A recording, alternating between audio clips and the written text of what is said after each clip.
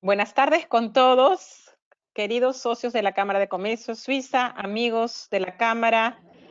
Hoy día, nuevamente, uno de nuestros interesantes webinar contando con nuestro socio premium Ernst Young, que nos hablará de la resiliencia empresarial en los tiempos del COVID-19, las mejores prácticas para afrontar exitosamente esta crisis. Tenemos varios expositores, especialistas de Ernst Young, que nos explicarán las prácticas líderes para afrontar esta crisis. Hoy contamos con una presencia del equipo. Está Jorge Acosta, que es socio líder de consultoría, Marco Orbeso, socio líder de estrategia e innovación, Pablo Salvador, socios responsable de la sublínea de consultoría en mejora del desempeño, Fabiola Juscamaita, socia de consultoría. Y para hacer la introducción, contamos con Jorge Acosta. Espero que este webinar sea muy interesante y muy fructífero para todos ustedes. Gracias por acompañarnos siempre. Jorge Acosta, te cedo la palabra. Gracias. Muchas gracias, Corín. Muchas gracias, Corín. Bienvenidos todos. Gracias por acompañarnos esta tarde. Espero que todos estén bien de salud, ¿no? En estas épocas de crisis. Pasamos a la lámina siguiente. Vamos a hablar de algunas prácticas y cómo enfrentar la crisis de COVID-19 en esta época, ¿no? Y cómo esperamos poder salir adelante. Pasamos a la siguiente lámina, por favor, ¿no? El evento de COVID-19 se considera un cisne negro. ¿Por qué es un cisne negro?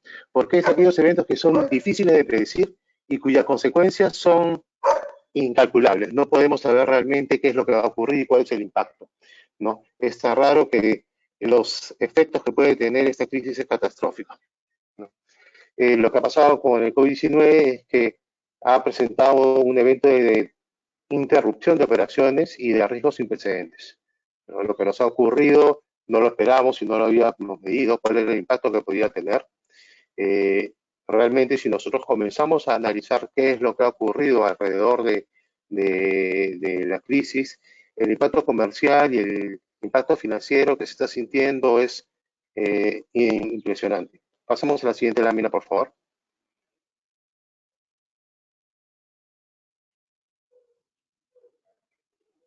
Pasamos a la siguiente. ¿Qué es lo que tenemos? Que más del 94% de las compañías de la Fortune 1000 están interrumpiendo sus operaciones, su cadena de suministro se ha detenido, ¿no? El 14% de los suministros médicos vienen de China para Estados Unidos. Casi el 80% de las empresas, en un estudio que hicimos durante el año 2019 y 2020, declararon que no estaban preparadas para un evento de crisis de esta naturaleza, para un evento de interrupción de negocios, ¿no? Y esperamos, se espera, de que más de $1.000 millones de pérdida ocurran durante, $1.000 trillones de pérdida ocurran durante este evento, ¿no? Es hora de que nosotros como empresas, como organizaciones, evaluemos cómo tenemos que recuperar nuestras operaciones, porque ya estamos respondiendo a lo que está ocurriendo, ¿no? Ya estamos buscando cómo controlar la crisis en nuestra organización, en nuestras empresas, y ya estamos adaptándonos a las necesidades de las empresas, ¿no? Del mercado y tratando de responder a lo que las normas están dando de oportunidades. Pasamos a la siguiente, por favor.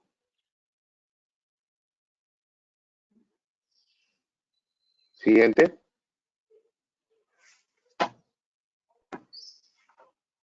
¿No?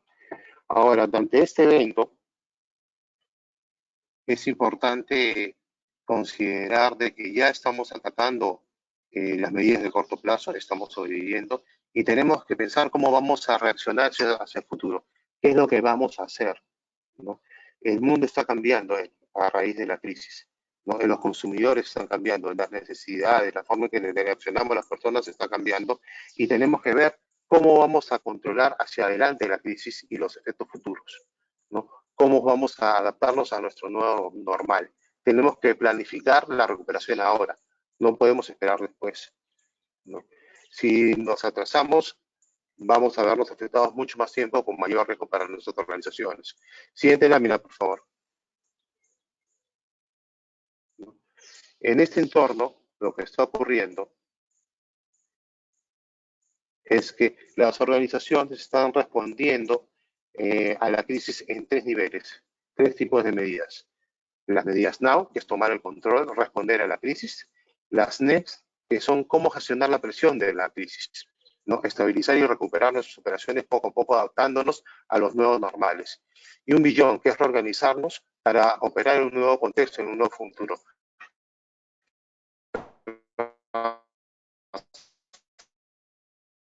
Formar la organización, ¿no?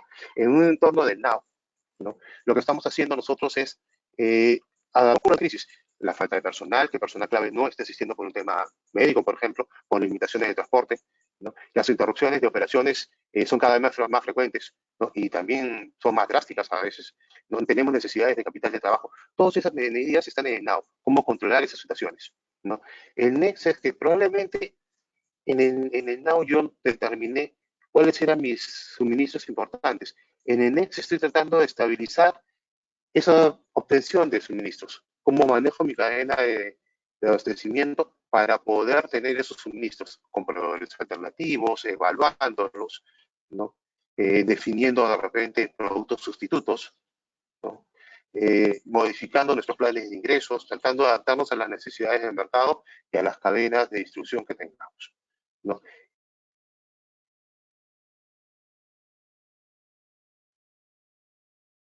En el billón, lo que yo veo es todo esto de acá que ha ocurrido durante los últimos meses que genera un nuevo normal, unos nuevos parámetros, una noción en el entorno, un nuevo consumidor con gustos cambiados y con necesidades adaptadas a lo que ha producido el COVID-19. Todo esto significa que tengo que transformar mi operación, tengo que transformar mi negocio, ¿no? Tengo que transformarme hacia el mercado y hacia el interior.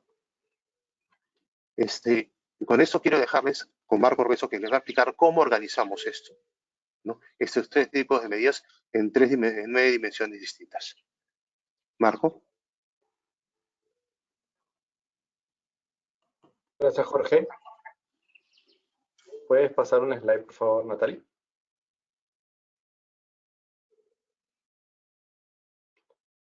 Como comentaba Jorge, estos tres horizontes de tiempo en los cuales recomendamos a las empresas estar trabajando hoy en día, tienen diferentes dimensiones de acción. Entonces, dentro de EY hemos desarrollado un modelo de empresa resiliente, que busca poder ayudar a nuestros clientes y a las empresas en general peruanas y en el mundo, organizar todos los frentes de acción en esta crisis, que no termina con la cuarentena, sino que hay diferentes momentos por los cuales vemos que están pasando los países previo a la cuarentena, durante la cuarentena y post cuarentena, y en esos momentos hay que trabajar en por lo menos estos 9 frentes de trabajo, ¿no? El primero tiene que ver con, como decía Jorge, el tema de salud y bienestar de los empleados, que quiere decir cómo garantizo yo la seguridad y la salud de las personas de mi compañía que están actualmente trabajando de manera física, no remota, ¿no? Y para aquellas que no lo están haciendo de manera física, cómo estoy seguro que estoy monitoreando adecuadamente la salud de ellos también y respondiendo adecuadamente o dándole las herramientas necesarias para poder responder ante un evento de contagio. El segundo frente o la segunda dimensión del marco de trabajo es todo el tema de generación de demanda, protección de la marca y el entendimiento de los cambios que están teniendo las tendencias de compra, consumo y uso de productos y servicios en aquellas industrias que están hoy día en operación y ver de qué manera esas tendencias o cambios de comportamiento en el consumidor van a impactar en nuestras industrias una vez que empecemos a operar. Y seguramente va a empezar a existir un nuevo normal. Por ejemplo, ¿qué tan seguros vamos a sentirnos al usar un cajero automático o al entregar nuestra tarjeta de crédito para realizar un pago? O yendo al probador, digamos, de una tienda de venta de ropa y calzado o a un supermercado. Ya estamos viendo cómo hay una migración importante hacia canales digitales, pero es que los canales físicos van a seguir existiendo y lo que vamos a ver es un cambio en los protocolos, procesos, operaciones de estos ambientes para garantizar la salud de nuestros clientes y poder canalizar la demanda que hacia ellos se genere, ¿no? Y por último, todo el tema de marca, ¿no? Cómo protejo y cómo hago más relevante mi marca en situaciones como estas. Después está todo el tema de cadena de suministros, que aquí hay por lo menos dos dimensiones que vemos que van a cambiar. Inicialmente las cadenas de suministro están diseñadas para aprovechar un poco el tema de la globalización, pero ante eventos catastróficos como los del COVID, probablemente vamos a migrar hacia algunos proveedores más locales que nos garanticen tiempos de respuesta adecuados ante rupturas en la cadena en la cadena logística global, ¿no? Y por otro lado, la mayoría de cadenas de suministro han estado construidas buscando sobre todo eficiencia, ¿no? Hablamos de temas de cross-docking, just-in-time, concentración de proveedores estratégicos para negociar volúmenes y precios, etcétera. Pero el problema con esa búsqueda de eficiencia máxima es que esas cadenas de suministro son muy poco resilientes, vale la redundancia, ¿no? ¿Qué quiere decir? Que ante la caída de algún eslabón de la cadena de suministro, probablemente hay un impacto demasiado fuerte. Entonces vemos hacia el futuro y vemos empresas hoy día trabajando en un balance entre eficiencia, pero incorporando temas de resiliencia, el cómo están diseñando o adaptando hoy día sus cadenas de suministro como pueden, pero cómo están diseñando las cadenas de suministro del futuro. Luego está todo el frente de gestión de riesgos, que claramente hay que organizarnos de una manera diferente para poder sortear esta crisis. El tema de tecnología, que es un frente súper importante y que nos ha permitido a muchos seguir operando. De hecho, no podríamos hacer esta conferencia si no estuviéramos usando tecnología. Pero eso abre un frente adicional a preocuparnos o a ocuparnos, que es el tema de seguridad, ¿no? Seguridad de la información, seguridad de los datos, y cómo hacemos que esa seguridad de información que teníamos en nuestras redes internas la podemos llevar a trabajadores trabajando desde su casa conectados a un hotspot, digamos, abierto, ¿no? Luego está todo el frente de obligaciones legales, tributarias, laborales. Vemos que el gobierno está sacando constantemente medidas de diferimiento de pagos de impuesto a la renta, de subsidios para trabajadores. Entonces, cómo estamos permanentemente atentos a todas estas medidas y ver de qué manera las podemos aprovechar en nuestras compañías. El siguiente frente es el tema de gestión de personal. Ya no tanto la seguridad del personal, sino cómo nos aseguramos de que no haya tanta grasa en la organización. En épocas de crecimiento continuo como las que hemos tenido durante más de 20 años en Perú, suele haber, digamos, un poco de grasa en las organizaciones. Y si bien es cierto, es complicado reducir personal en momentos como el de ahora, en plena cuarentena, sí vemos a muchas compañías trabajando en lo que se denomina right sizing, ¿no? Que es definir realmente cuál es el personal mínimo que necesitamos tanto en la operación como en las áreas administrativas para eventualmente cuando tengamos que tomar esas decisiones duras ya tengamos asegurado el tamaño exacto que necesitamos tener y por lo tanto qué puestos tenemos que asegurar de cara a poder continuar operando de la mejor manera. Lo otro es el tema de responsabilidad social. Nosotros vemos a muchas empresas cumpliendo un rol de cara a la sociedad que probablemente antes no era tan, por lo menos evidente y comunicado. Y vemos compañías que están haciendo donaciones para la gente que está en el frente combatiendo por nosotros, compañías de consumo como Alicor, por ejemplo.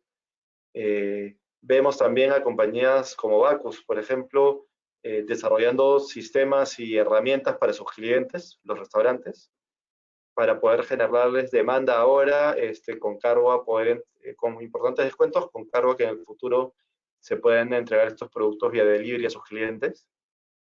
Vemos una compañía de cementos que sacó un comunicado ayer o antes de ayer donde se acogía a una serie de medidas dadas por el gobierno, donde anunciaba reducción de gastos, costos, dividendos, etcétera, pero por ejemplo en el último punto de ese comunicado hacían mención a que ellos ayudan, digamos, a la comunidad por medio de una asociación, a la comunidad que está alrededor de la planta donde operan, y ese gasto, por ejemplo, no lo han recortado. Van a seguir invirtiendo en la comunidad a la que afectan directamente para que ellos también puedan sortear esta crisis, ¿no?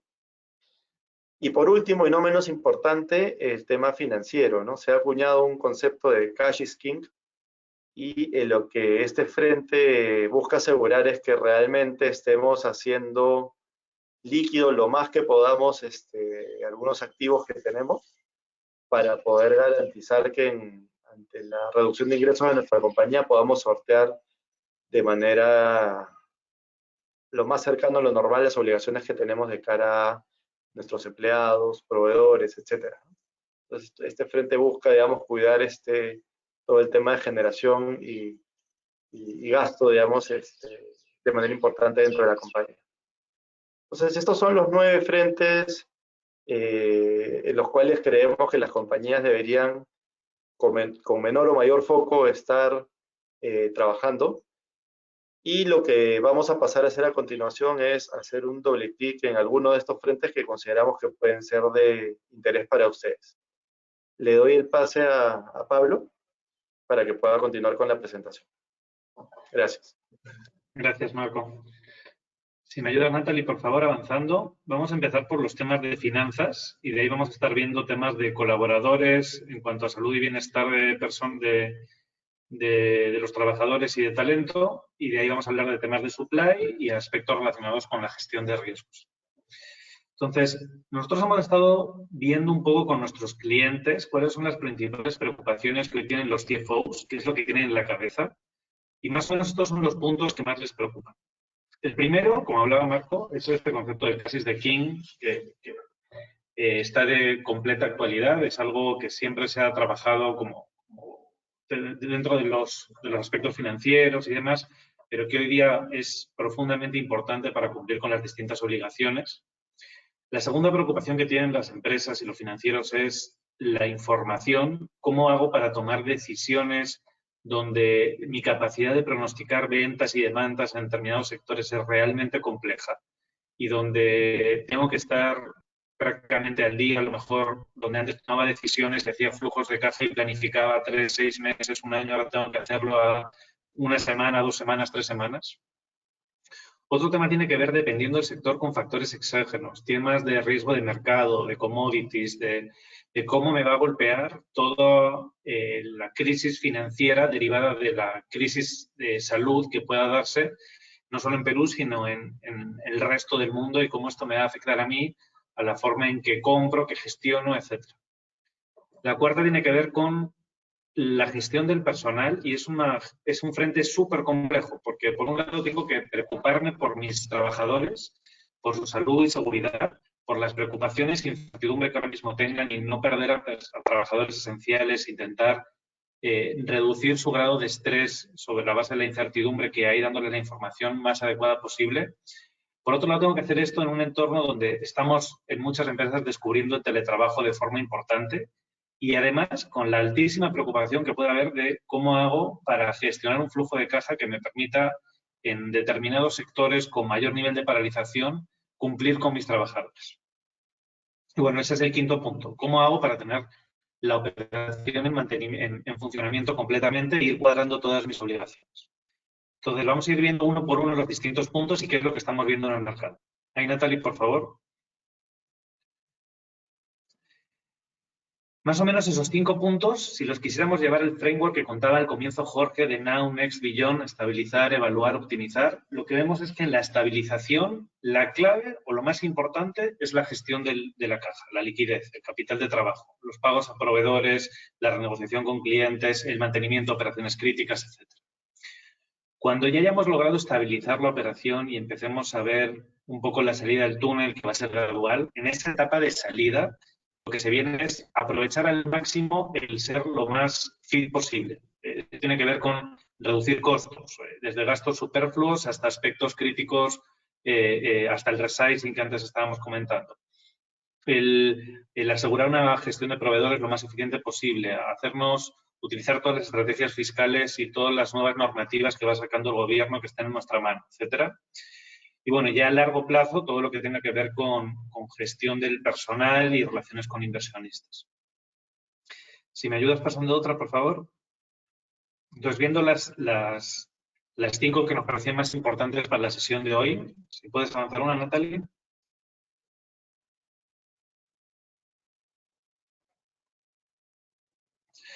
Bueno, Natalie, en lo que vas proyectando yo voy contando la lámina siguiente. En lo que es proteger la liquidez, ¿qué es lo que estamos viendo que está funcionando bastante? Uno es centralizar al máximo todos los pagos. Donde normalmente tenemos en algunas compañías los pagos descentralizados, a lo mejor en determinadas personas o equipos, tener un equipo que centralice todos los pagos y toda la gestión del capital de trabajo, que se reúna con una alta frecuencia, que vaya haciendo cronogramas de pagos y que vaya haciendo su flujo de caja proyectado de forma muy ordenada. Otra cosa que vemos es este equipo responsable de gestionar la liquidez de la compañía, darle como encargo el hacer lo más líquido posible determinados activos que a lo mejor nos están sacando tanto partido. Desde maquinarias obsoletas o no utilizadas, aspectos obsoletos, inventario, ver cómo castigamos el marginar como empresa por el asegurar efectivo y asegurar caja. Otro tema que vemos es aprovechar fuentes de factoring, líneas de créditos y otros temas. Y bueno, aprovechar algunas de las normas que van saliendo, como subsidio del 35%, etc. Pero si lo que quisiéramos resumir es tener un equipo encargado de tener toda la visibilidad de la caja, centralizar todos los pagos, tener toda la visibilidad de muy corto y medio plazo de pagos, y sobre la base de eso, además, ir capturando todas las oportunidades, ya sea utilizando activos propios, ya sea utilizando nuevas normativas que va sacando el gobierno. Ahí, Natalie, si puedes avanzar otra, por favor.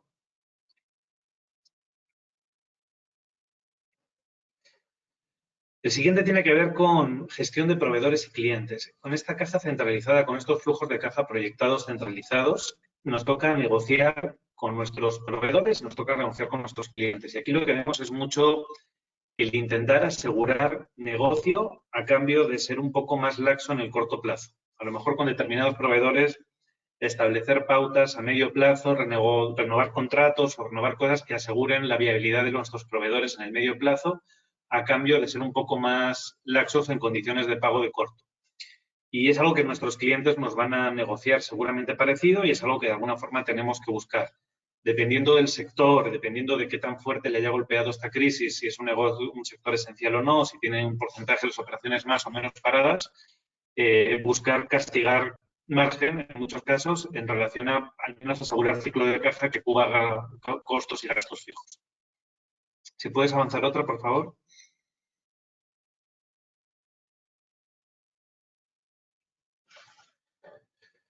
¿Qué más vemos? Antes estábamos hablando de lo que es la gestión de proveedores y clientes. Vamos a hacerle un doble clic a la parte de acreedores, no solo proveedores, sino acreedores como bancos y otros, los que tenemos que ir pagando, incluidos nuestros propios trabajadores, etcétera. Aquí lo que vemos es que es muy importante tenerlo algo así como un mapa de deuda o un mapa de pagos, donde podemos planificar todos nuestros pagos futuros pendientes por distintas causísticas o en distintas dimensiones, por su tamaño, por su antigüedad, por la relevancia para la operación por el negocio, por determinadas cláusulas que tengamos, por el impacto que pueda tener esto desde un punto de vista financiero, reputacional, de negocio u otros, y sobre la base de eso establecer pautas para ir priorizando y realizando los pagos acorde a esta estrategia que estamos definiendo. Luego tener una estrategia de gestión de prestamistas y tener comunicación oportuna con agencias calificadoras, agencias de riesgos, tenedores de bonos y otros. Y bueno, todo esto para hacerlo, ir preparando bien las sesiones y ir preparando la información necesaria para tomar estas decisiones de la forma más ordenada, realizando los pagos de forma que sigamos un poco la priorización que hayamos hecho. Natalie, si puedes avanzar otra, por favor.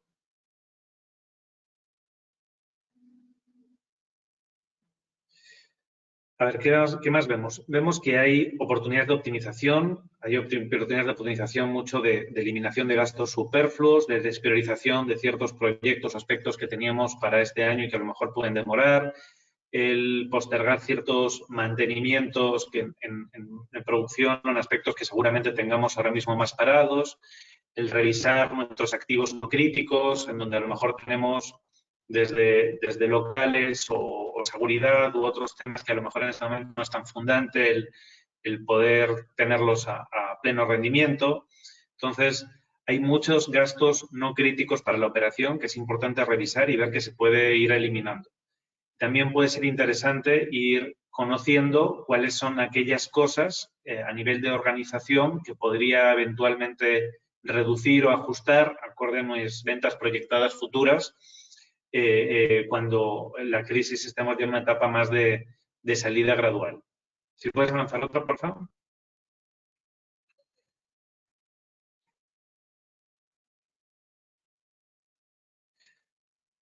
Y bueno, lo que hablábamos antes de la gestión de proveedores clave. Avanza otra más, por favor. Y vamos avanzando ya al siguiente punto, la de finanzas.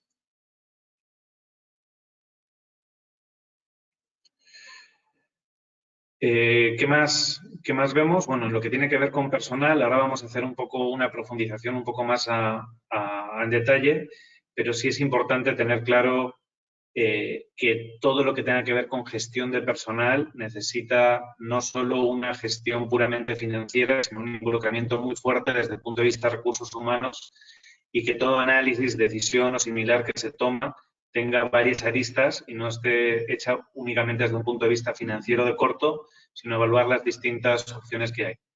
En términos de gestión de personal, bueno, hay amplitud de opciones, ahora vamos a profundizar un poco más, pero va desde aspectos asociados a vacaciones o aspectos asociados a personal no esencial o aspectos asociados a no renovación de determinados contratos o renegociación de jornadas laborales en aquellos casos que realmente la operación no nos permite continuar operando, etc. Avanza uno más, por favor.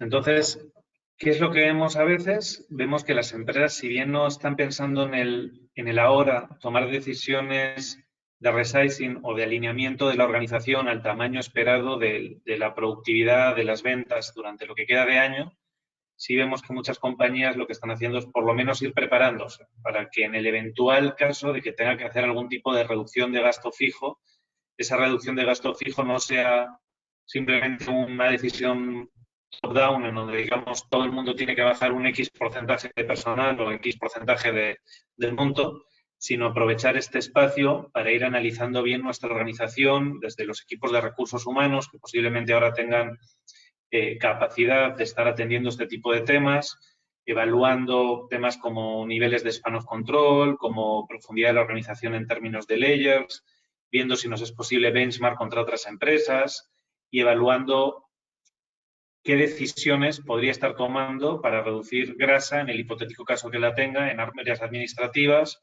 o en áreas comerciales, a lo mejor, haciendo algún tipo de pareto para ver que sobre las ventas esperadas, cuáles son mis vendedores o mi número ideal de vendedores, funcionarios X, que me permitan hacer una gestión oportuna del negocio que se me espera. Entonces, no son decisiones fáciles que hay que tomar, pero desde luego son decisiones que es mejor tomarlas bajo un análisis profundo de información y entendimiento que simplemente tomando una decisión top-down de reducción de gastos. Si puedes avanzar otra, por favor.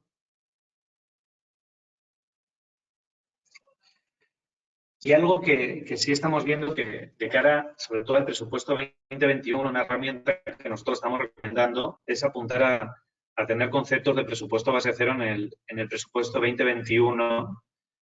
Para los que no estén familiarizados, el presupuesto base cero es una herramienta que lo que busca es que los gastos fijos o determinados, sí, principalmente gastos fijos, que normalmente las empresas, entre comillas, descuidan un poco, porque suelen, no sé, si pronosticamos que vamos a crecer las ventas un 10%, pues mis gastos fijos de determinadas categorías, no sé, viajes, consultorías, tecnologías, personal administrativo, marketing, también van a crecer un 10%. Entonces, eso al final del día no nos permite ser cada vez más eficientes en la gestión. Entonces, una buena práctica, y es una recomendación que nosotros estamos haciendo para el presupuesto del año que viene, si avanzas una, Natalie, es que todas estas categorías de gasto fijo, en vez de presupuestarlas sobre la base de un driver de cuánto voy a crecer en ventas, cuánto debería crecer en estas categorías, lo que hagamos sea hacer un presupuesto línea por línea, gasto por gasto. En tecnología, cuántas licencias, cuántas computadoras, cuántos servidores, cuántos antivirus, cuánto de cada cosa, y de cada una de esas ver un poco el precio y la cantidad. Todo lo que sea gastos que trabajo con personal tercero, con BPOs, con otros, cuántas horas me van a dedicar y cuál es el precio por hora que me va a dar. todo lo que sea viajes, cuántos viajes voy a necesitar y cuál es el gasto por viaje real que voy a tener y cómo puedo aplicar todo el teletrabajo posible que estamos viendo que es perfectamente válido en lugar de estar viajando para temas no necesarios. Y con ese presupuesto, línea por línea, con precio y cantidad, lograr llegar a un presupuesto final en donde no tengamos gastos superfluos o donde tengamos gastos innecesarios. Entonces, una recomendación para el presupuesto del año que viene es que le den mucho peso a tener un presupuesto lo más lean posible, sobre todo en la parte de gastos fijos, que quizás es lo que es más fácil de controlar por parte de ustedes en un entorno de incertidumbre como este. Ahí si avanzas otra, Natalie, ya cerramos la parte de finanzas.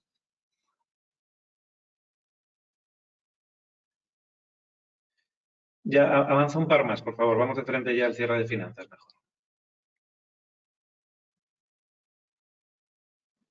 Entonces, como resumen un poco del corto, medio y largo plazo, del Now, Next and Beyond, corto, flujo de caja, gestión de capital de trabajo, centralizar pagos, tener un equipo SWAT viendo y gestionando todos los pagos y viendo todos los ingresos que se van a dar y haciendo flujos de caja proyectados con mucho detalle, conseguir capturar todas las oportunidades que el gobierno vaya sacando y estando al máximo, al nivel de atención con nuestros equipos pues desde impuestos, finanzas, etcétera, viendo cómo lo vamos a poder manejar.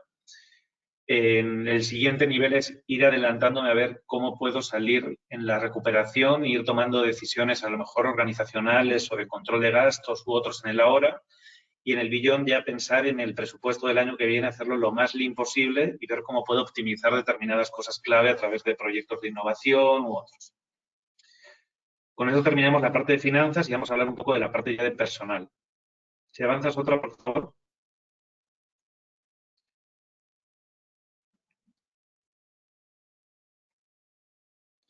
En personal, ¿qué es lo que estamos viendo? Vemos que hay varios puntos que le preocupan a los líderes de las organizaciones, que tienen que enfrentar varios retos para los cuales hay algunas acciones o estrategias que podemos hacer. Uno tiene que ver mucho con entender el impacto y las prioridades de las personas, en términos de riesgos de salud, de productividad, de cómo pueden manejar la crisis nuestros colaboradores.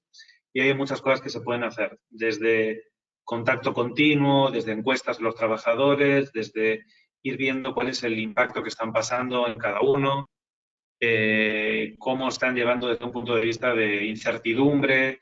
Hay personal en riesgo, pero también hay personal que desde un punto de vista psicológico lo puede llevar peor que otro. Entonces, todo lo que sea como compañía ir moviendo para ver cómo no están nuestros trabajadores es lo ideal. En proteger a las personas, ahora, bueno, hay muchas acciones de corto plazo, de reclutamiento congelado u otros que se están haciendo y también de establecer todos los protocolos de seguridad y salud y bienestar en las operaciones de las empresas que continúan al 100% de operación. Ahí lo que estamos viendo es que en otros países del sureste asiático y de Europa que están 6 semanas o 3 semanas por delante de nosotros en la gestión de la pandemia, ya lo que están viendo es apuntar a crear o a tener herramientas que llaman, por ejemplo, el pasaporte serológico, donde controlan a través de muchos test de alta frecuencia a los trabajadores si ya se han contagiado, si han generado anticuerpos o no, y sobre la base de eso establecen el personal que va a estar atendiendo las distintas operaciones. Entonces, complementan a lo mejor las tomas de temperatura u otros que se pueden estar haciendo con una alianza con clínicas o con laboratorios que permitan asegurar que los trabajadores que están yendo no son portadores y también que los proveedores críticos con los que trabajan con nosotros tampoco lo son. Luego, generar mucho apoyo en la productividad, en las capacidades de teletrabajo u otros, dando herramientas, haciendo mucha comunicación, etcétera.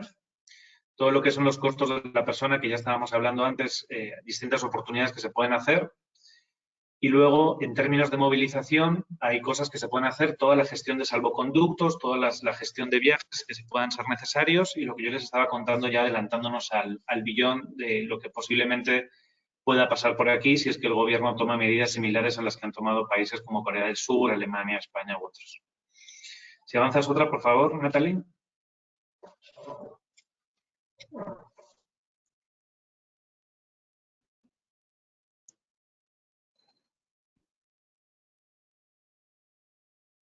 Entonces, si quisiéramos resumir un poco estos temas que tienen que ver con salud y bienestar, hay un par de mensajes que me parecen fundantes para darle a las empresas. Uno es mucha transparencia con los trabajadores.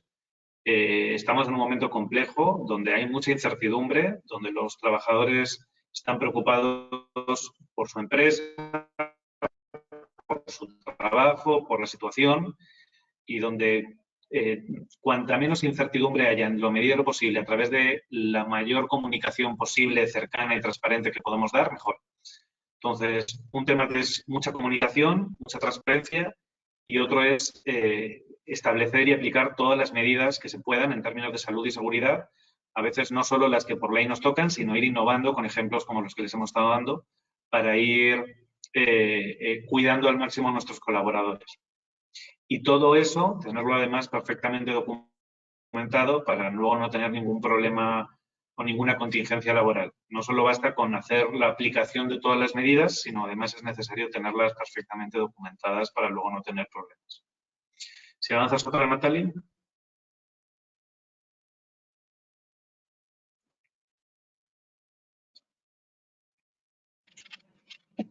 Natalie, si puedes avanzar otra, por favor. Ya.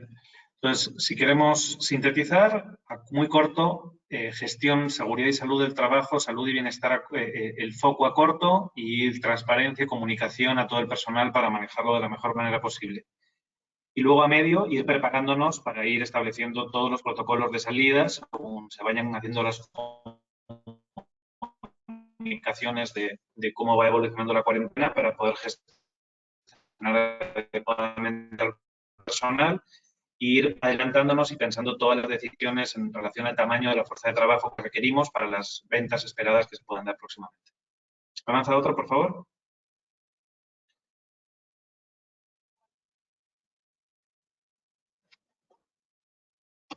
Si puedes avanzar otra, por favor.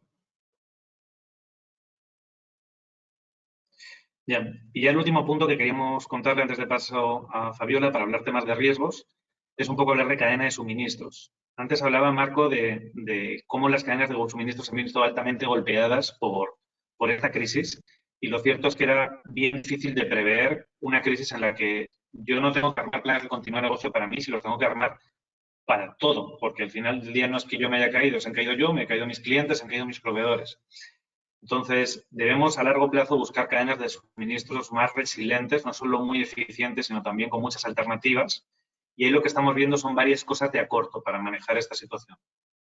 Uno, tener un equipo de supply que junte equipos de finanzas, equipo logístico y equipo comercial para tener como un Sales and Operation Planning bien claro, que vaya intentando gestionar toda la incertidumbre de la demanda que hay. Tenemos muchísima gestión de incertidumbre de demanda, pero esa es la única forma de controlarla de forma más o menos adecuada, es teniendo mucha visibilidad de corto plazo y teniendo mucha información.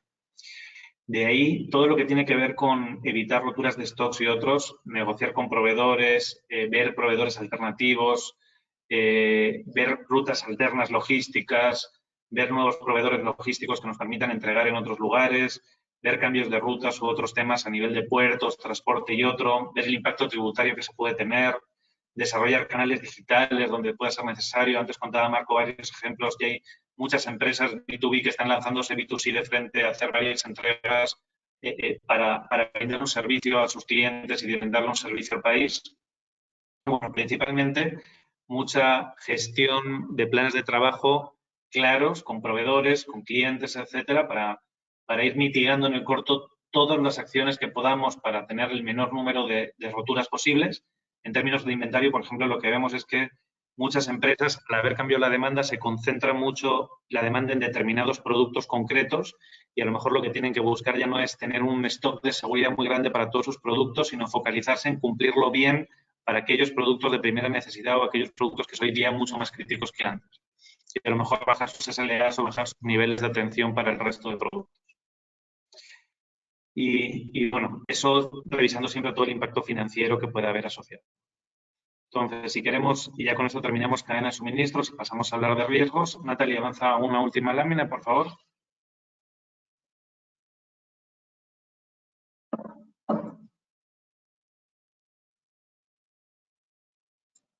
Sí, bueno, si quisiéramos sintetizar esto en el corto, medio y largo, en lo que Natalia, en lo que se puede ver la lámina, corto, pasa esto va a estar en la presentación, son un poco todos los puntos en los que, o el checklist de temas que deberían estar ustedes revisando para asegurar que tienen un plan integral en gestión de cadena de suministros. Pasa uno, por favor.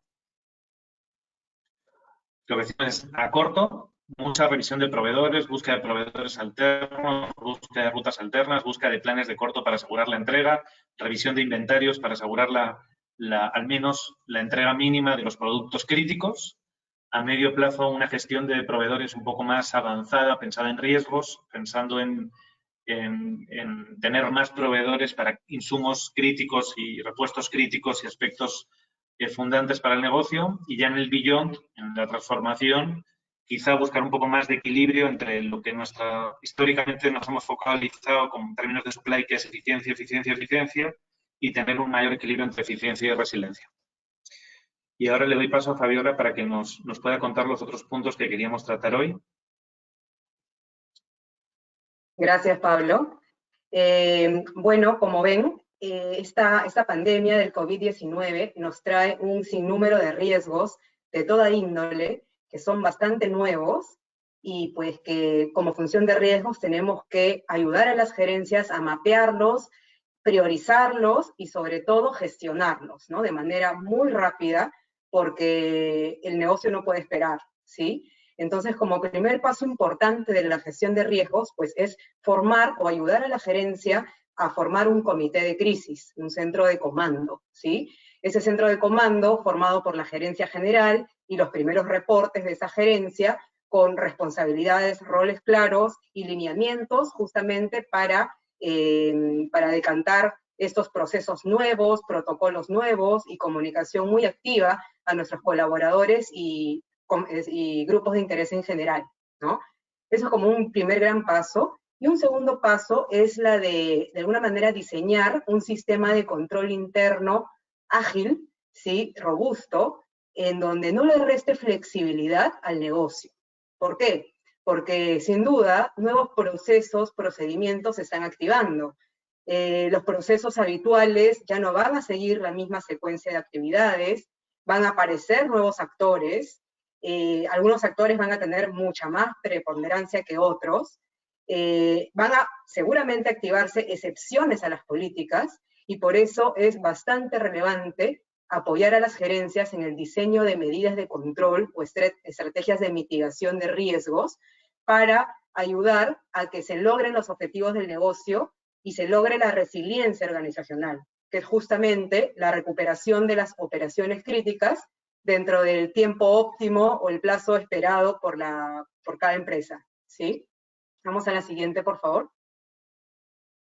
De hecho, lo que viene es poder explicarles dos medidas importantes que como función de gestión de riesgos podríamos apoyar a las gerencias. Una de ellas es identificar los riesgos asociados a la dependencia de los procesos críticos, ¿sí? De hecho, como lo ha mencionado Pablo, la función bastante afectada es todo lo que tiene que ver con la cadena de suministros, ¿sí? ¿Y por qué? Porque justamente son los actores e insumos y servicios, bienes, materiales, lo que fuese necesario para que nuestros procesos sigan operando. Es por eso que como riesgos tenemos la responsabilidad de identificar estos proveedores críticos, o en su defecto, proveedores sustitutos, alternativos, identificar cuáles son los bienes y servicios que sí o sí tenemos que mantener en operación. Tenemos que identificar nuestro personal crítico, tanto administrativo como operativo, la tecnología crítica, ya sea para trabajar en remoto, como todos los negocios lo estamos haciendo, o para implementar también medidas de seguridad de la información importantes, ya que justamente en este momento de crisis, los riesgos de hackeo, cybersecurity, son recurrentes. Tenemos que ser capaces de identificar la información crítica, esa información relacionada a nuestros clientes más importantes, nuestros procesos productivos, nuestros despachos, ¿sí? Y también todo lo relacionado con la infraestructura crítica, no solamente al acceso a nuestras instalaciones, a nuestras plantas u oficinas administrativas, sino también las vías de acceso, ¿no? Si bien no tenemos mucha injerencia al respecto, porque depende más del gobierno, pero sí tenemos que tener mapeados esos riesgos que conllevan el no tener esa infraestructura crítica y en su defecto tener pues controles que ayuden a mitigar estos riesgos. Siguiente, por favor. El otro tema importante que desde la función de riesgos podríamos apoyar es en definir los requerimientos mínimos del personal, ¿sí? Y aquí básicamente para los servicios esenciales, ¿no? Los servicios esenciales en esta situación de pandemia pues son los relacionados a la alimentación, a la salud, a los servicios públicos como energía, ¿no? Comunicaciones, transporte, todo lo concerniente a seguridad, y bueno, educación de alguna manera también, ¿sí? ¿Y cuáles son los aspectos a considerar para conocer este personal mínimo requerido? Pues primero, los bienes y servicios de nuestra empresa, que son los necesarios para mantener la continuidad de nuestra operación. Primer paso, o sea, ¿cuáles son los bienes que tenemos que salvar sí o sí? Dos, los procesos críticos que dan soporte a la producción de estos bienes, ¿no? O generación de estos servicios. Luego también conocer cuáles son nuestros objetivos de corto o mediano plazo, justamente para poder mitigar los impactos de la crisis. Luego identificar los riesgos asociados a estos procesos críticos que ya previamente los hemos identificado.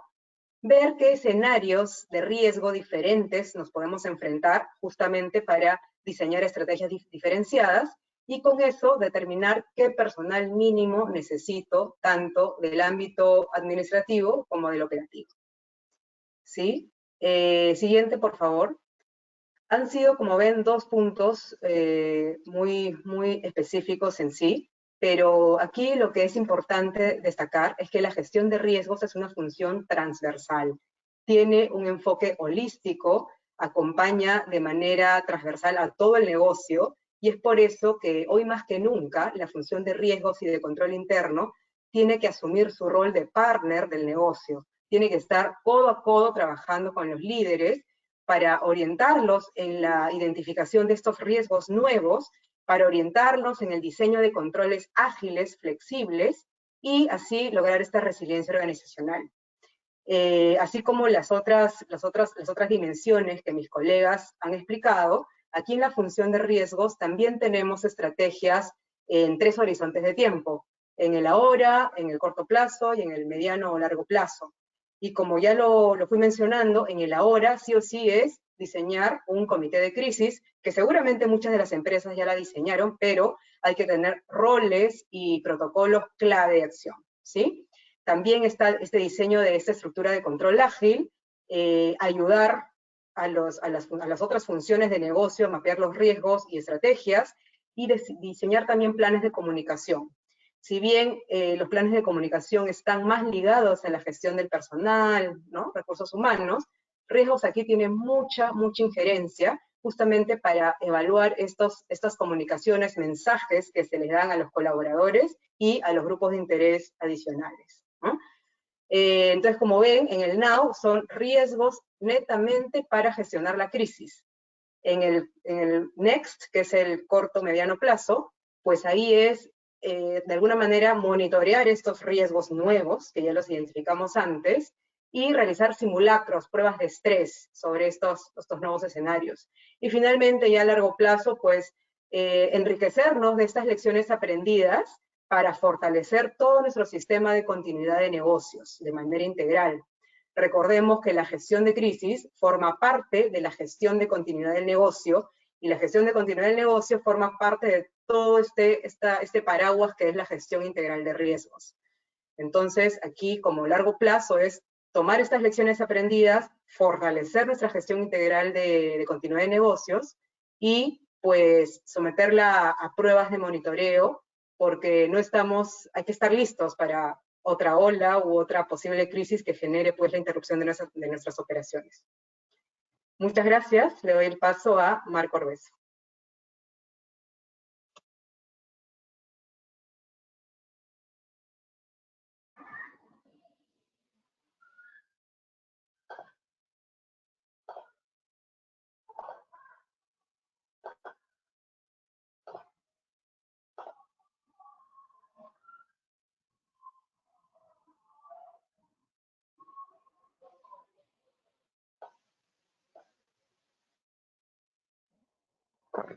Marco, por favor, si pudieras habilitar tu micrófono. Ahí está. Ahora sí. Sí. ¿Están viendo Ahora ya sí la te... pantalla? Sí, ahora sí vemos vemos la pantalla correctamente, sí. Gracias. Perfecto. El último frente, gracias Franco, el último frente que queríamos compartir con ustedes es el tema de demanda. Hay una serie de temas que están haciendo cada vez más complejo entender qué es lo que necesita y va a comprar un consumidor. Hay temas de quiebres en cadena de suministros, hay recursos escasos en términos de operación, inventarios, etcétera, para poder atender la demanda. Y al final, ¿qué vemos que están haciendo muchas compañías ante esta imposibilidad de predecir adecuadamente la demanda con modelos estadísticos que probablemente funcionaban muy bien pre-COVID? Es estar muy cerca del cliente final para entender cuáles son los cambios en estos hábitos de compra, consumo y uso de productos y servicios. ¿Para qué? Para poder rediseñar toda la estrategia de canales, no solo, como les decía, canales digitales, sino cómo hay que cambiar los canales físicos, y poder hacer también resegmentación de clientes y reorientación de portafolios de productos para poder orientar todos estos escasos recursos y cadenas de distribución golpeadas a aquellos productos que por un lado el consumidor demanda hoy día, y esa demanda puede cambiar muy rápido en diferentes periodos de la crisis, pero también que generen la mayor cantidad de rentabilidad de la compañía, ¿no? De distribución hemos hablado bastante, quizás me voy a ir al punto y de planificación en periodos de tiempo muy corto, también hemos hablado bastante ya.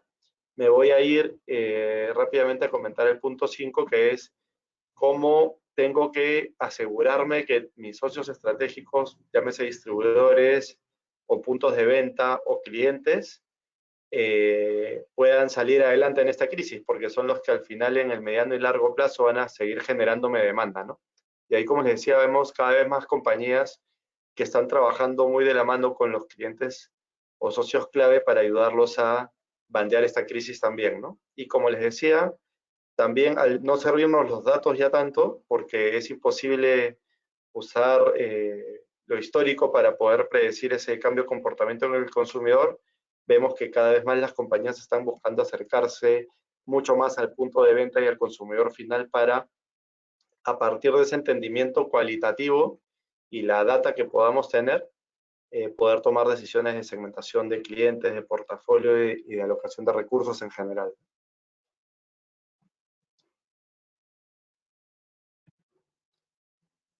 Como hemos ido mencionando, hay muchos frentes en los cuales las compañías podrían estar trabajando. Claramente hay algunos que probablemente son incendios que hoy día están apagando ya las compañías, pero hay otros que en algún momento pueden volverse relevantes por el nivel de impacto o por la oportunidad que representen. ¿Qué es lo que estamos nosotros compartiendo con nuestros clientes y lo ponemos a disposición de los que quieran hoy día en la conferencia? Es que tenemos un modelo que nos permite poder identificar cuál es el nivel de exposición que hay en cada una de estas dimensiones a partir de unos cuestionarios muy fáciles de llenar, de entre 15 o 20 y hasta 40 preguntas en alguna dimensión, y nos dan un mapa muy rápido de cuáles son los frentes de preocupación en los cuales deberíamos estar trabajando, no solo hoy día, sino pensando también en el next. Nuestra, digamos, propuesta es que una vez que tengan identificados estos frentes, puedan organizar estos grupos de trabajo en 3 dimensiones, ¿no? La primera es el grupo 1, que son aquellos riesgos que representan hoy día un riesgo muy importante y un nivel de exposición alto, y que la empresa no tiene capacidad para mitigarlos con los recursos, procesos y operaciones anteriores al COVID. Y por lo tanto va a tener que tomar acción muy rápido para poder mantener la operación. El grupo 2 y 3 son riesgos que hoy día todavía no se han desencadenado, pero que seguramente, como les decía, en un mediano plazo, siendo mediano plazo 2, 3, 4 semanas, van a poder impactar fuertemente a la compañía y por lo tanto desde hoy deberíamos estar diseñando esos planes de acción. Y el grupo 4 son probablemente los riesgos ya naturales o inherentes al negocio, que seguramente como parte del business as usual la empresa los puede manejar, no requieren una dedicación especial. Pero estos 3 grupos de acá, sí. Y como les decía, la mayoría de empresas hoy día están trabajando básicamente en el grupo 1. Nosotros recomendamos que vayan también dedicando algo de recursos al grupo 2 y 3. Otra cosa que vemos cada vez más en las compañías es que esos presupuestos que antes eran anuales y después se hacían revisiones trimestrales o mensuales, están pasando a ser reemplazados por cuartos de guerra o centros de comando, donde se monitorean 5, 6, 7 indicadores clave del negocio, que pueden ser ventas, liquidez, niveles de producción, niveles de existencias, impactos en personal con el COVID, etcétera. ¿Para qué? Para poder tener data muy rápido y probablemente interdiaria de estos indicadores, y en estos centros de comando donde están los gerentes generales y su primera línea de reportes, tomar decisiones para aquellas métricas o KPIs en los cuales no estemos en el target esperado, tomar decisiones muy rápidas y totalmente alineadas en la organización para poder abordarlos de la mejor manera. En estos centros de comando, además del monitoreo de estos indicadores, estaría todo el tema de los principales frentes de riesgo que hayamos podido identificar para la compañía, y se monitorean también estos planes de acción, si quieren, para mitigar estos riesgos, ¿no? Por último, todo esto que les hemos hablado tiene que ver más con el now y el next, pero creemos que en el largo plazo se presentan oportunidades importantes para aquellas empresas que entiendan estas tendencias del consumidor, las incorporen dentro de sus negocios para modificar sus portafolios de productos o servicios y la interacción con sus clientes a través de los diferentes canales, desarrollen las capacidades y las estructuras necesarias para poder llevar a la vida, digamos, esas nuevas propuestas de valor, y desarrollen modelos operativos muy ágiles para poder constantemente ir monitoreando estos cambios e incorporándolos como parte de la estrategia de la compañía. Esto era lo que teníamos para compartir con ustedes el día de hoy. Reitero el ofrecimiento de que si alguno de ustedes desea la herramienta, nos puede escribir a cualquiera de estos correos para nosotros poder compartirla con ustedes y puedan hacer este autodiagnóstico.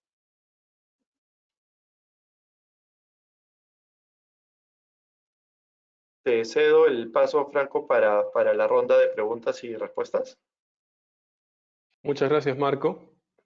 Todos han estado bastante atentos a la presentación. Al parecer nos han animado todavía a hacer consultas. Vamos a dar de repente un par de minutos para ver si alguien se anima a hacer llegar alguna pregunta. De lo contrario, quizá pueden hacer alguna reflexión final, ¿no? O algún comentario final de cierre. Vamos a ver si hay alguna.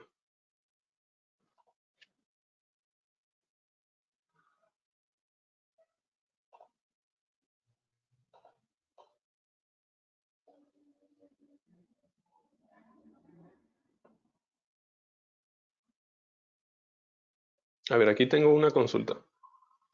Además de los modelos online, ¿qué otras transformaciones en el sector educación se pueden tomar en cuenta para no perder presencia en el mercado?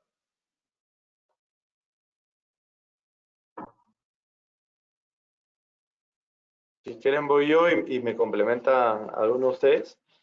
A ver, hoy día no tenemos certeza de si el año completo en todas las entidades educativas va a tener que ser online, pero si no lo fuera, seguramente vamos a tener que implementar protocolos en el momento en que se puedan abrir la presencia física, digamos, de alumnos en los establecimientos, para poder asegurar no solo el cumplimiento, digamos, de temas sanitarios que seguramente el gobierno exija, sino para transmitirle la seguridad a nuestros alumnos de que estamos cuidándolos adecuadamente y estamos monitoreando temas de aforo, temas de contagios, etcétera, ¿no? Seguramente otro tema importante va a ser el cambio de contenido, ¿no? Este tema de aceleración digital seguramente hará cada vez más importante que en los diferentes cursos, digamos, esta dimensión, digamos, digital esté mucho más presente, no solo en la manera de impartir los cursos, sino en cómo este tema digital impacta en los diferentes frentes de las diferentes carreras, digamos, ¿no? Hoy día cuando vemos, por ejemplo, consumo masivo, vemos a las marcas llegando directamente. Cuando vemos salud, vemos cómo se está migrando hacia modelos más orientados a telemedicina hoy día ya en Perú. Por ejemplo, muchas clínicas están haciendo consultas ambulatorias por ese medio ante el temor a contagios. Yo creo que este tema del COVID va a acelerar muchas tendencias que tienen que ser recogidas adecuadamente en la forma que entregamos la educación y en los contenidos seguramente de diferentes cursos y especialidades. No sé si alguno quiere complementar.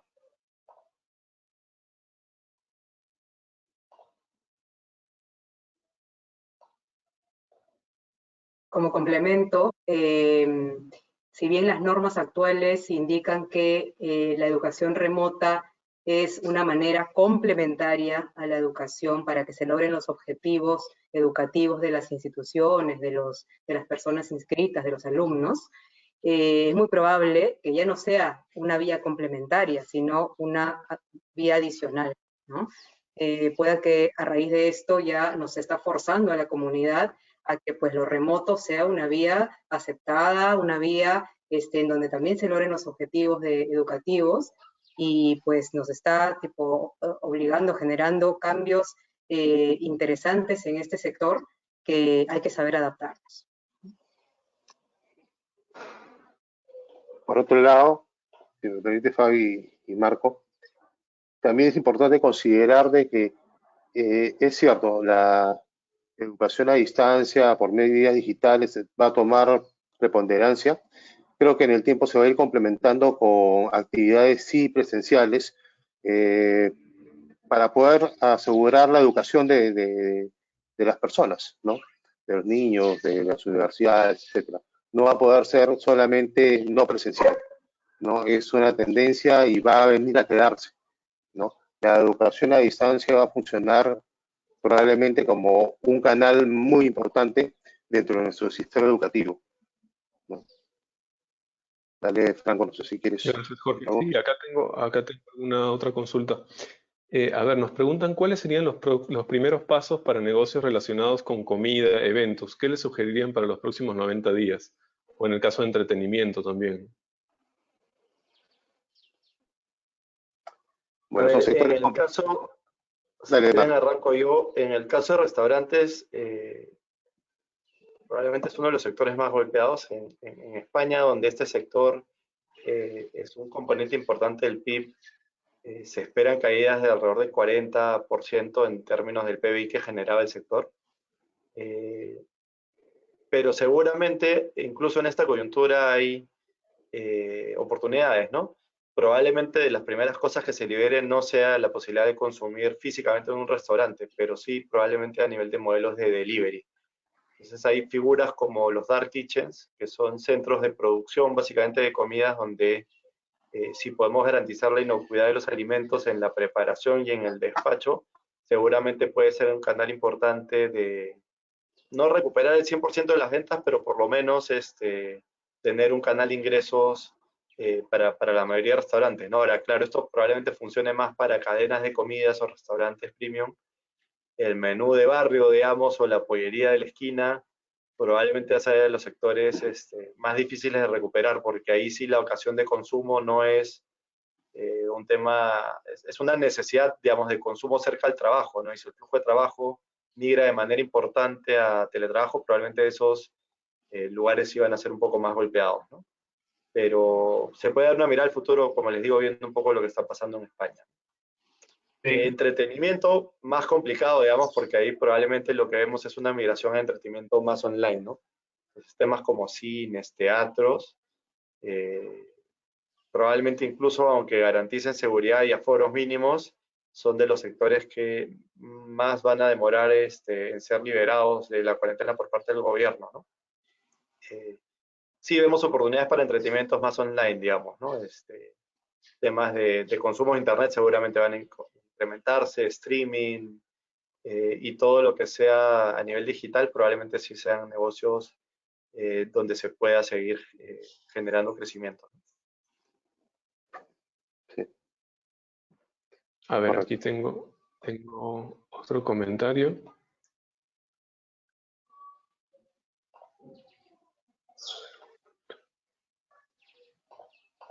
A ver, aquí nos saludan desde Barcelona, de una empresa dedicada a la consultoría. Nos pregunta qué sugerencias podrían dar para este sector de servicios profesionales que brindamos asistencia técnica.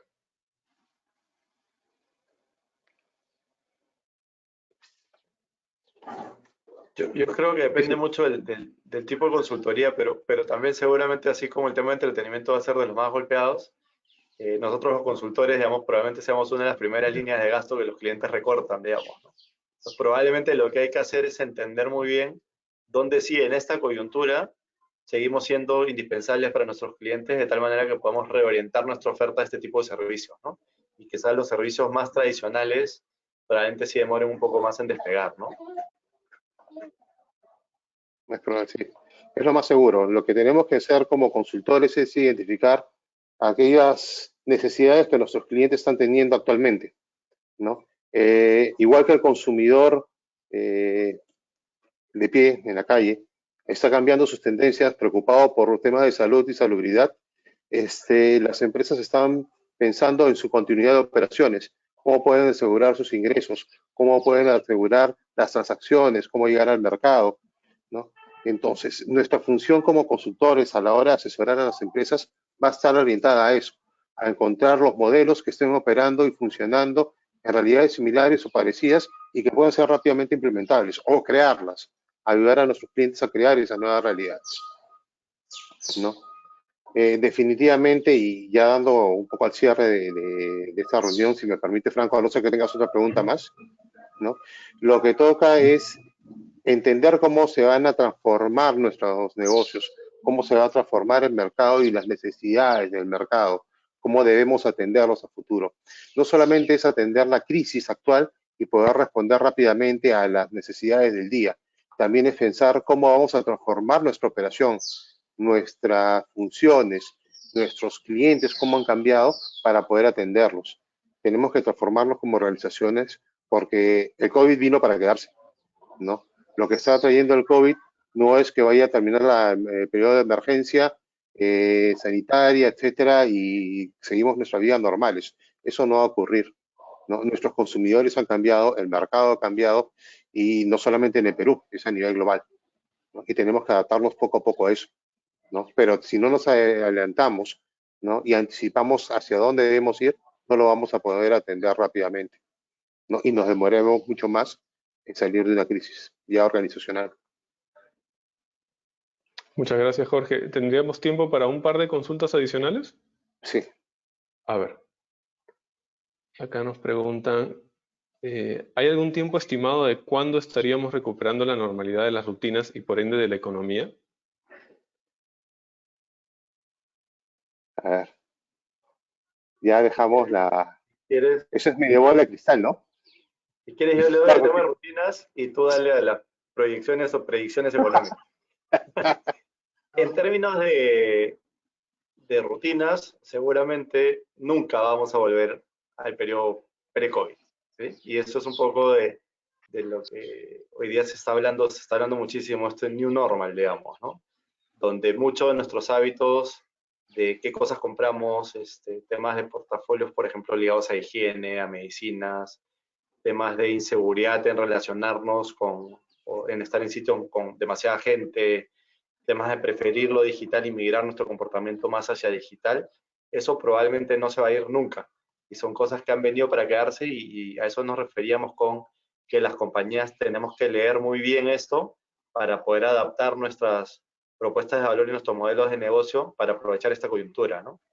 Entonces, ¿vamos a volver a la normalidad de febrero o enero en algún momento de nuestras vidas? Yo creo que nunca. Porque muchas de estas cosas que estaban ya como tendencias antes, seguramente se han acelerado muchísimo con este tema de la cuarentena y del miedo al contagio, ¿no? Lo dejo a Jorge con las predicciones económicas. A ver, viendo la bola de cristal, ¿no? Es muy complicado, o sea, hemos escuchado de todo, ¿no? Hablábamos hace un tiempo al inicio de que probablemente estábamos recuperando nuestras operaciones en el mes de agosto, julio, agosto, después se dijo septiembre, hemos hablado de enero. Realmente el impacto de cómo vamos a recuperarnos económicamente, ¿no? No es inmediato, yo creo que vamos a estar con un año todo bastante complicado, adaptándonos a los cambios, a las necesidades, y nos va a tomar el tiempo que demore que nuestras organizaciones se acostumbren a este nuevo normal, a entender los requerimientos del mercado, ¿no? Y comencemos a atenderlos de una manera distinta, y que nos adaptemos a los protocolos, Yo creo que eso es lo principal. Mientras más rápido nos transformemos, va a ser más rápida la recuperación económica, ¿no? Pero las estimaciones ya están pasando como para el próximo año. Es lo que estamos viendo. Vale, Franco, no sé si tienes algo más. Gracias, Jorge. A ver, aquí tenía una pregunta que me habían hecho llegar un par de personas.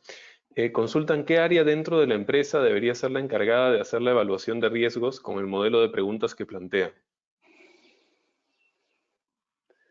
Directamente el comité de gerencia de la compañía, ¿no? Esto no se puede delegar, tiene que ser algo que esté monitoreando directamente el gerente general de la compañía y su primera línea de reportes, ¿no?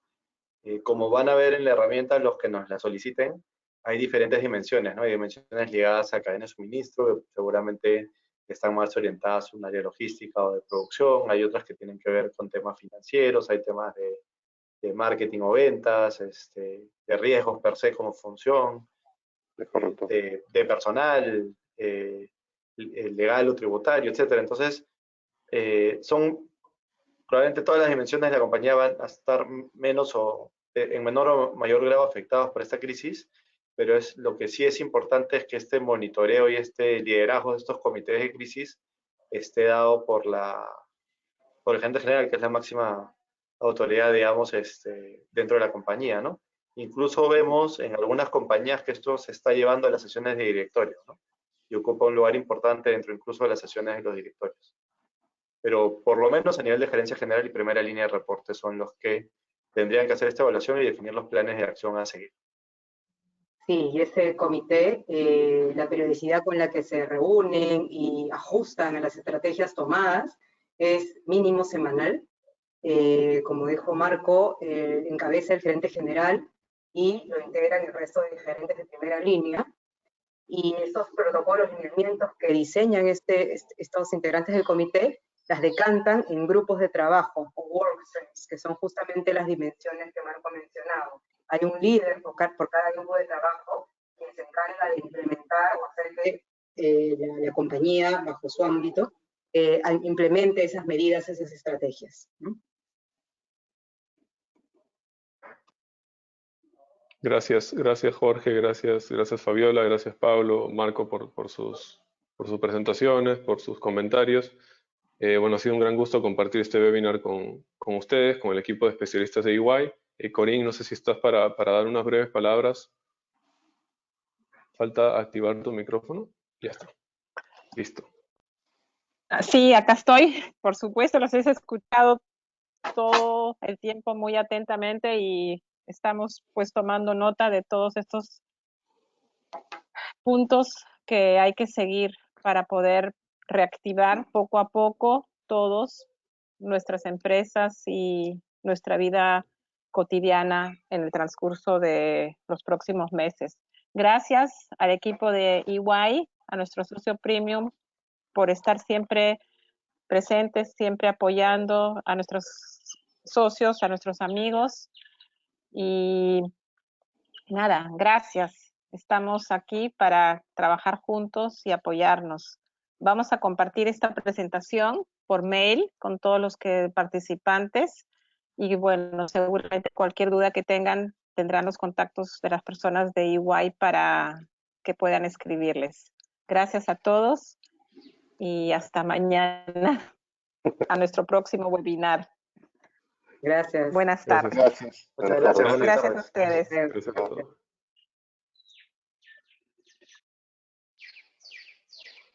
Chao.